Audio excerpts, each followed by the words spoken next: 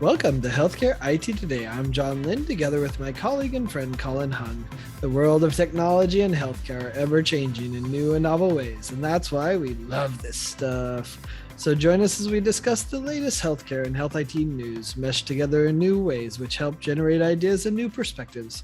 Plus, we'll have a little fun along the way. On today's episode, we'll be discussing healthcare facilities of the future. And be sure to follow the show on Twitter at the hashtag HITSM and our personal accounts at TechGuy and at Colin_Hung. Plus, check out our 16 years of health IT blog content at healthcareittoday.com. So a lot of facilities out there. Do you have a favorite facility you've ever been to? I have two that I visited in the US that have always stuck with me. The first one is the UPMC Sports Medicine Complex that also houses the Pittsburgh Penguins, but it's Okay. an outpatient sports medicine facility there, and it's sort of like every physiotherapy gizmo you could think of is there, and the layout of the place is fantastic, and of course there's hockey being played right there, like the practice facility is right there. So that always has stuck out in my mind. And A Canadian choosing a hockey destination. Okay, yeah, makes sense. it's in the blood. It's in the blood. The other one is probably less known. It's Fox Chase Cancer Center. And it's a small cancer center. And I remember visiting it, and I was just so impressed by, it's an older building, and it almost seems like a bunch of houses, right? But the facility is so well kept. It's green. It's like being at a resort. Even though you're there for cancer treatments and everything, the people there were just amazing. And I just remember walking through those halls, just going, "Wow, this is unlike any healthcare facility I've ever been in," because it felt like you're walking into someone's living room half the time, right? Like, Wow, so interesting. it was pretty amazing to be at that facility. What about you, John? What are the ones that stick out in your mind? Yeah, so I think my top one is in the beautiful Fargo, North Dakota, of all places. Hey. Sanford Health, and they were so tied to this RTLS, kind of conglomerate that for some reason, was created in Fargo. There was a bunch of RTLS stuff, and so Sanford created this clinic that was designed around Disney, actually. And Disney has a kind of front of house, back of house Sure. look and idea, right? Where it's like nobody sees the back of the house, right? And that's where the employees and the workers are, right? But the front of the house is pristine and beautiful. And so it was just really cool. They used all the technology to know when the patient was in the room and when the nurse went in the room, and they had all the data behind it, which as a data geek I love, right? But so it was just this interesting, beautiful flow that was pretty cool, and definitely took those Disney concepts in a new way, and it just was, it forced you to think about things differently, and I really liked that. And then I have to throw in basically every children's hospital. And I've been to a bunch of them, usually just visiting some patients or doing some service or things like that. But just the beauty of what they create. There's art everywhere. A shout out to our friend, the great Chalupa on Twitter, Erica. She created August Artist, doing some artwork from her experience in the hospital. And I don't know exactly the origin, but I know she would actually paint cool artistic things, like often Disney characters or other things, on the window in the hospital to make her experience and her kids' experience better. And so she found the power of art, I think, from that experience, and wanted to share that with others that are kind of dealing with challenges, and help them find more happiness and more healing in their recovery. So I think that's what the children's hospitals have done in a really unique way. We even had someone speak at our Expo.Health event one time. He created a digital keyboard on the stairs, so as you walk the stairs it would play, and like stuff like that's just cool. True, it's true. A lot of the children's hospitals around the country are just amazing. Denver Children's, CHOP, they're all fantastic. Boston Children's, all great organizations. So, Yeah. so John, what will healthcare facilities physically be like 10 years from now? I'm actually sad to say I don't think it will be that different. I think we'll see some exam rooms that get modified, maybe less exam rooms. I think that's probably the furthest out I can go. But I think for the most part, they're going to be pretty similar. I think if I were to make another prediction, I think they're actually going to be wired with audio and video. So I think most exam rooms are going to have that type of built-in technology where the voice is controlling it with some displays. So that might be the biggest out there, maybe technology facility thing. But otherwise, I actually predict that it's going to be a lot of the same, slightly smaller waiting rooms because some of that will be done digitally and things like that. But for the most part, I'm not predicting a huge physical change when it comes to it. I think it's going to be more of the same. Yeah, I agree with a couple caveats. I think obviously it's going to take us more than a decade to uncouple ourselves from the existing infrastructure, right? Like That's no fair. hospital is moving out of their old building, right, or renovating every single one of their old buildings. That's not practical, Yeah, right? the So only time it happens is when someone wants their name on it and wants to spend a few billion to have their name right, on yeah. So I it. think, so I do think new hospitals and new facilities being built will be very physically different than the older ones. Like in the way that you're talking about, I think for one, there won't be any more waiting areas. There'll be lounge areas instead, right? Mm, Or hey, you go wait in the cafeteria, right? Like, or in the food court that they're going to put in there, right, with healthy foods. And it'll be those kinds of things. There'll be a lot more community spaces than I think in the past, where everything was compartmentalized, right? You're walking in from one department to another. I think mm, it'll be a lot more mixed use as well. Like it won't just be, one doctor, one physician, or even one hospital. It'll be multiple healthcare outlets inside that you could go and see, right? mm. Like I think so. I think that'll be a change, but I think physically you're right. Other than smaller waiting areas or no waiting areas, maybe a better food court, more communal areas, more green. I really don't see a lot physically different. Yeah, Um, one could argue the food courts could be gone because, things like DoorDash and Uber Eats, you could do partnerships there and just deliver the food that they want for those that are waiting. So I could, there's something about staff, I guess, that, still probably has to play in there, but even staff might enjoy it, right? So, it would be interesting, right? If you ran the numbers, do you really need a food court? Not an expert on it, but there's an argument to be made that in a lot of locations where you have Uber Eats and DoorDash, you you don't don't need it. need nearly as much, right? So we'll see how that plays out. Yeah, I don't know. I mean, it's interesting to think about how many rooms are needed, and do those rooms need to be more modular? COVID taught us that that was needed. Will people and organizations think that's needed long term, where hey, this room needs to become essentially an ICU room because we're going to have a spike from another pandemic? I don't know. That one is an open question for me. Yeah, it's interesting. Where my mind went to was, like we saw over the last decade, the rise of urgent care centers, where it was a Mm. new mode, a new facility type, And where surgery centers. right, and surgeries. That's what I wonder is, like, are we going to see the rise of something else, right? Like we've seen labs, but like, something like that, where just like all of a sudden at the corner store is going to pop up one of these things, right? And I don't think it'll be kiosks because we saw that come and go, but there's been a lot of talk about changing community centers that already exist into health centers, right, where you can get some medical assistance or some medical advice.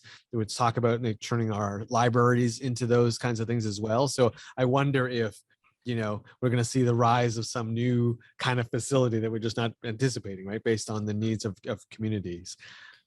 Yeah, well, it's interesting you say that the kiosk has come and gone. Well, it's back again.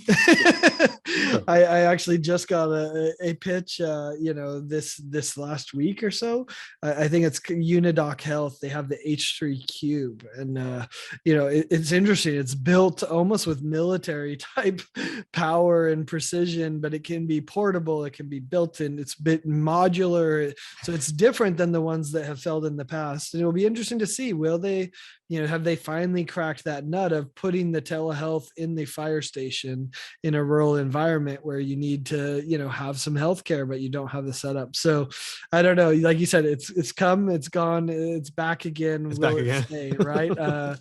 but that is a different way of thinking about it, right? Those modular kiosks put it up in the fire station once a week, and then it moves towns each week. I don't know that for some of the health diversity, health disparity, right, challenges that we're facing, that is a solution that could, make sense. Revival.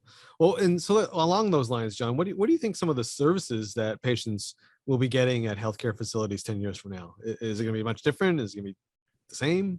Yeah. So for me, this prediction depends on this whole shift to value-based care. And does that become real, or is fees for service still around in 10 years? And so my prediction is 10 years from now, we are going to be much more value-based care. So if that's the case, right, then my prediction around 10 years is, what are the services we're going to provide? Well, I mean, we still have to, yeah. I mean, if you need a new knee, you need a new knee, right? So they're still going to be doing that, but there's going to be a whole other section of the hospital around wellness if we want to do value-based care the right way.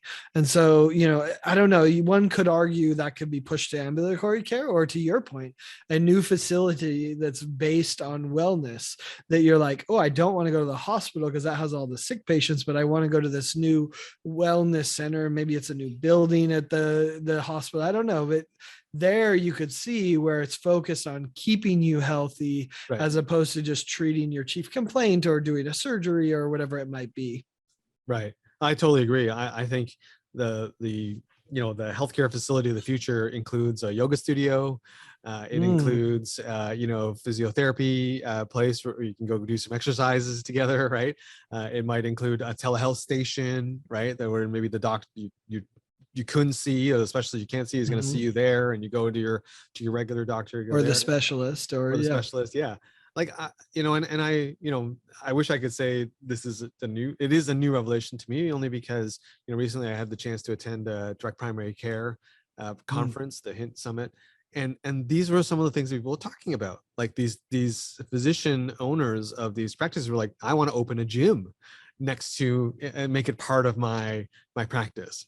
And because I am all about health, and why not? Like, you come and do your wall, climb the wall, and then if you then see me afterwards, right? And or come in regularly for yoga classes at my facility. So that, to me, that's very interesting to think about as terms of the future of healthcare.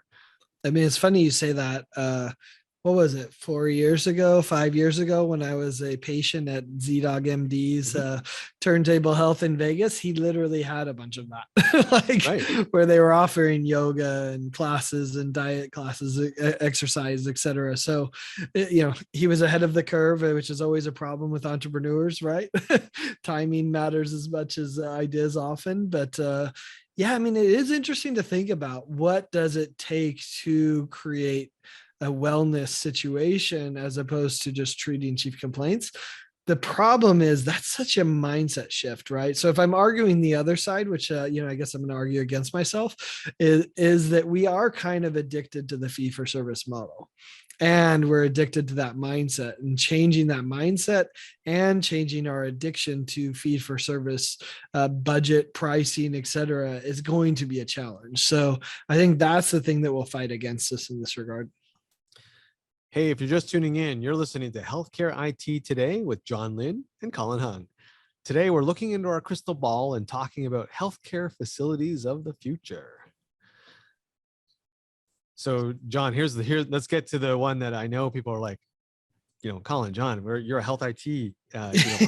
Yeah, we haven't talked architecture for a while. We haven't talked. Yeah, we need to talk about some technology.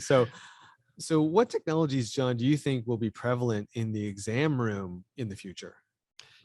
Yeah, so I mean, I talked a little bit about having them all wired, and I'll take it a step further, and we're already seeing this in a bunch of the most progressive organizations, where either the bed or the video unit or some combination of the two is wired in a smart way.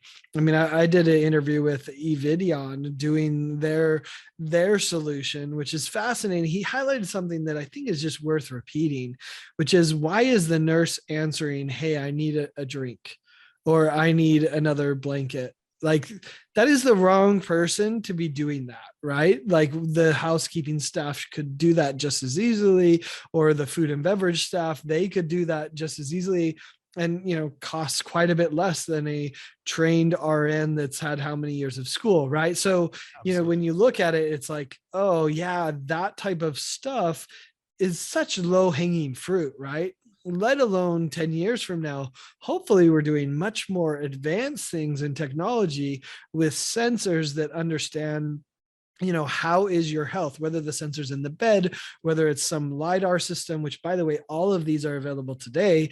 We haven't made the advancements necessarily that we are going to make, but those types of sensors and systems that understand, are you moving too much? Are you moving too little? Are you about to get out of the bed and you're a fall risk and you're not supposed to be doing that without assistance, right? That then notifies. And at the core, the other piece that's interesting to me is the communication systems that are tied to those sensors or that are tied to those video, et cetera, right? It's about communication to the people as opposed to replacing the person in many cases. Yeah. So I'm gonna go a little bit left field in answering this question, like in terms of what technology is going to be in the exam room. I think in the future, the exam room is your house, Mm, right? And so I foresee a lot of the things you're talking about, the LiDAR technology, the heart rate monitors, all these kind of things built into my home. And now when I say built in, if it's a new home, maybe it's built into the walls or something like that. sure. But if it's a retrofit, maybe there's like a box, like almost like a server, a medical server that I put into my house, and it's got all the things inside it that I need to, hook up to whatever wearable I'm wearing, right? Or it's Bluetooth to it. And I think there's going to be that kind of technology. I also think, given how our logistics have really changed, and the pandemic has helped with that, I could foresee a time where one of those kiosks that we were talking about, John, that I've seen coming, maybe they get shipped to your house. Like if Mm. if you have an appointment coming up, or you're seeing the specialist or whatever, they'll ship one of these units, and arrives at your doorstep, and you they bring it in, or maybe you just do it at the front and it's enclosed or whatever, and then you're finished, and then the company comes and picks it up at night, right, and moves it on to the next patient and sterilizes it and stuff. Like, I can totally see that, because A, real estate's not getting cheaper, Yep. and B, we've found that people like this works, especially with all the telehealth technologies and those kinds of things. So I certainly see the future being more being at home. But I Mm. also think that when we do have an exam room, which I do agree there's going to be still a need for it, there's definitely going to be voice. I definitely think in the future, there's no computer visible in, like, no keyboard visible in the exam room. It's all voice controlled. Everything's on a giant monitor that the doctor and the patient are looking at together. No more doctor turning and look at a screen. Like, Mm. I'm hopeful. I'm borrowing from your optimism, John, that I Yeah. think that's gonna be there. That's interesting. I don't know. It's tough to replace the keyboard and mouse combination interface. It's so precise. But when I see my kids, I may agree with you. The way that they use voice. My son uses it, and when he's playing games to type, or he did it in a URL search bar. I'm like, oh yeah, he's voice first in many ways. So that's powerful. Yeah, and you're right about the home. It's not even that far off. Care on Location, our friend Sarah Gallo, right? They have that in a box that you literally could ship to someone's home and have a bunch of devices. You have the telehealth, all that. Like, that's not far fetched. That's today. So that's really interesting to think about. I don't know. I mean, I think the challenge when you start going into the room, right, is how much technology do you really want there, right? And what is the goal? What is the end goal, right? To your point, one of the end goals is we want to get them at home. We don't want them in the hospital where they're around a lot of other people, where infection spread. So 100% we're going to see that movement to the home. But the question is, what's going to be the experience in the room, and how are those going to be connected to the EHR, to the data? And here's one I'll throw out. And man, I swear we did this maybe in one of our first 10 episodes.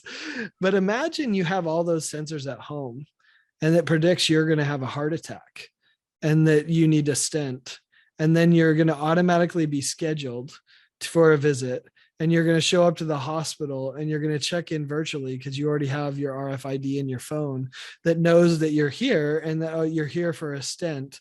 And you're going to go into a room and you're not even going to see a person. You're just going to go into the room There's a and robot. get set up. Maybe there's one person that gets you set up and kind of, but they're really just helping you. Hey, lay here and do that. And then you have a robot from a surgeon that's remotely controlling the robot to do your stent thing. And then you're going to get taken home in a, self-driven car. So you're not even driving it yourself because of course you're not allowed to drive after surgery because of the medicine. And everything that I described there is possible today, right? Like all of the technology is there to be able to do that. Now, is it safe? Is it efficacious? There's some issues there with self-driving, self-surgeries, self-scheduling, and Sure. that scares us to talk about. But what's fascinating is the technology is there to do all of that today, but our culture is not ready for that. So 10 years from now, will it be? Maybe. So on that front, are we saying, John, that there are going to be fewer hospitals in the future, or are there going to be more hospitals in the future? Yeah. So I'm hesitant to say this because if I'm a finance guy, which everyone knows I lead with the money, right? Like it drives so much of our decision making in healthcare and in life, right? And so when I look at it, I'm scared to make this prediction because if I look at a hospital, I can tell you revenues based on beds, right? Like if you have more beds, you have more revenue, and they're associated, right? Like I haven't done the statistical analysis, but I'm pretty sure there's a direct correlation between those two, right? And so it's hard for me to say, but I actually think there will be less beds. And part of it is what you said, which is they're going to be in the home. So if we start fudging, okay, well, did the home beds count, right? So beds in the hospital, I think will be less, but we're treating more patients. And if we count the home ones, it may be more in that regard. But hopefully we're at the point where, yeah, we learned this in COVID as well. Sometimes you don't need them in the hospital. You can just send them home, and hopefully that's a trend as well. I agree. Partly, I agree that there's going to be fewer hospitals in the future, just because I think a lot of what the hospitals provide can be provided in a cheaper, better, and different modality. Like, there's no need to go to the hospital to go see a dietitian, right? And so, like, why have that office there, right? Why have that capability there? So I think there's that. But I do think overall there's actually going to be more healthcare facilities. They're just smaller, right? And they're more in the community, or they're mobile, or they're going to be at Walmart, right? And Walgreens, and I think so. I think overall, and if you look at the numbers, I think there's going to be more healthcare places to get care. I just think they'll be smaller and much more specific. Which gets confusing for a patient, right? I mean, I remember when I was like, do I go to urgent care? Do I go convenient care? Do I go to my doctor? Do I go to the retail? Do I do, to your point, you're probably right. We're going to have 10 more options. Right. Just navigating it's hard. Yeah. Or you're going to go on your phone for this one and not go to your phone for your other one. I mean, there's a lot of options here. And I think that, to me, is unfortunately going to be the near future, where we're just going to be like, there's going to be too much. And then eventually I think they're going to, consolidate, right? Like, if people go, okay, you know what? I can go to the Walgreens for this. I can go to the Walmart for this, but I can't go to them for that. I got to go over here for that stuff. Like, I go to the doctor that has the yoga studio, right? For all the other stuff, right? And I get my eyes checked here and not there.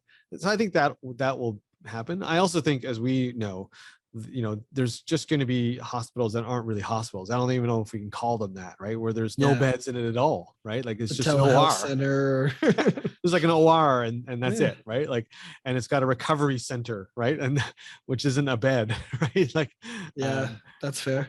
Or they send you home with remote monitoring stuff. If Walmart is getting into healthcare and the healthcare is moving towards wellness, do they need a yoga studio in Walmart? Like, well, I guess they would.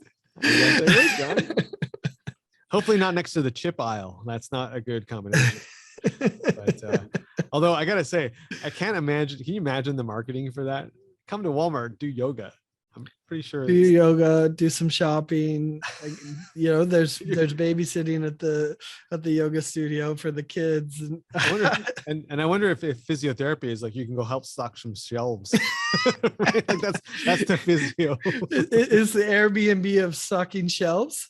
By the way, if you need to pay for this, you can go stock some shelves for us. The self-contained unit. That's getting funny. No, but I think that is where we're heading, right? Smaller, more purpose-built facilities where you can go and get your care. Like I said before at the beginning, I think also there'll be some non-traditional places where you can go get care. Your community center, your local library, and places like that.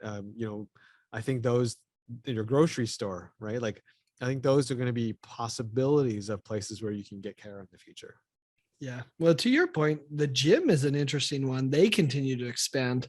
So I wonder if they'll be centers of healthcare as well, because what they do is so important. And we've seen these monolithic gyms that have, yoga and exercise and pools and entertainment and food and dining. And, like you could see them adding healthcare. That might be an interesting growth place too. So I think are we saying, John, that maybe we should go and look for a couple of those ninja warriors and open up one of these medical facilities next to one of their gyms? Yeah, I mean, I don't know, ninja warrior good for their health? That might be a different question for another day. No, but I think I'm excited. I can't wait to see what some of the ideas that people come up with. And there's, as you said, I think as people move more, or as we move more towards value-based care, the possibilities open up a little bit more, because we know that that's much more community-based care. It's much more the wellness side. So it's not as far-fetched as we make it seem to be, where it's like, yeah, you know what? The yoga studio and all these things are part of, and the gym are part of what you get when going to see your healthcare provider. Well, and that's what's going to happen is the investment by entrepreneurs into those areas is what's going to transform it. And so that's going to explode your locations, because a lot of this does need to be in person, or at least it's better in person. Yoga, we've proven you can do Peloton, right? But many of us do like doing yoga in a group, right? In the group setting, in the social aspect. So, there's going to be, both options are going to be available. So we probably will see an explosion of locations, but maybe fewer hospitals and hospital beds. I think that's a great place to end it, John. Thanks to all of you who tuned into this episode of Healthcare IT Today. Find out more details about our show by checking out the programs page on healthcarenowradio.com. And please share your voice and engage with the community at healthcareittoday.com and on Twitter using the hashtag HITSM. I'm Colin Hung, along with my friend and health IT collaborator, John Lynn. Thanks for listening, and have a great week.